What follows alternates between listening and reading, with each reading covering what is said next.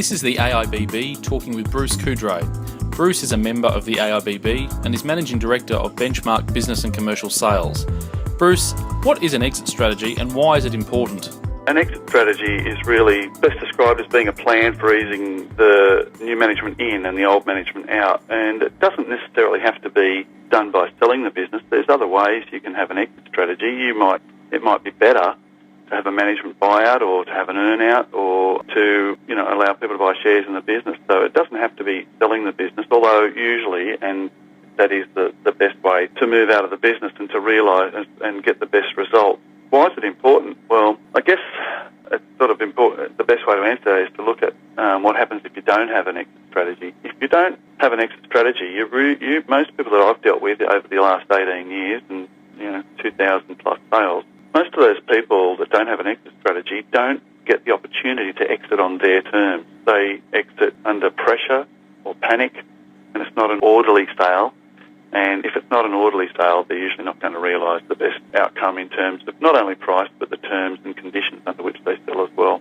So, what should be included in an exit strategy? The first one is to define what the owners or stakeholders of the business want now and what they'll want in the future. So people should look at what they want now and their short and long-term goals and write those down. The second step is to identify the most appropriate method of realisation or turning that business into cash. So that might be a sale to an external party, it might be a management buyout, it might be transfer of control but not ownership. Those are the three basic choices that you have. The third step is to evaluate and confirm plans are feasible and compatible, that all parties, that own the business are agreeing on that. And the fourth step, and this is a really important one, is to develop a written plan and distribute it to all parties. So just like you have a business plan, to have a written exit strategy and something that can be changed is a really good idea. The fifth step is to, I believe, and what I've really found is important, is to commission an independent business valuation. And by getting that independent business valuation in place, you can identify the risks in the business and how to, if you're going to continue ownership of the business, reduce or minimise those risks and enhance the business value.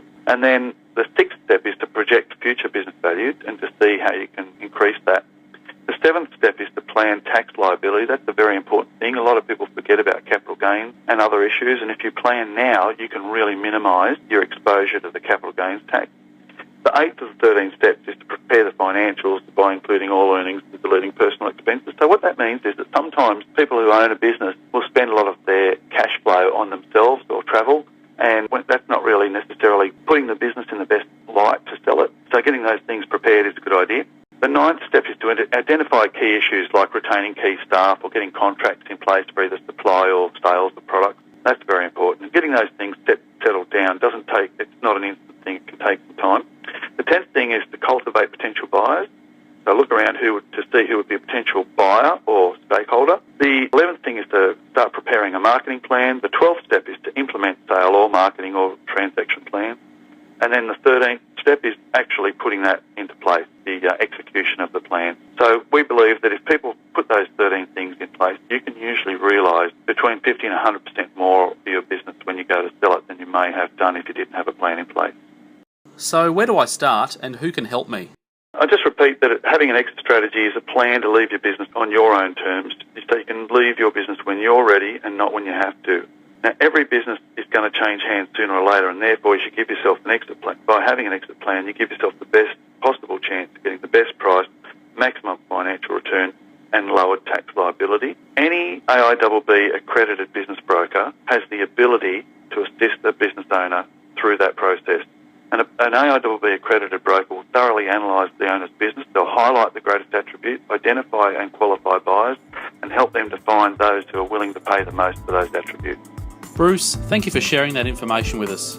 Bruce is a certified practicing business broker with the AIBB.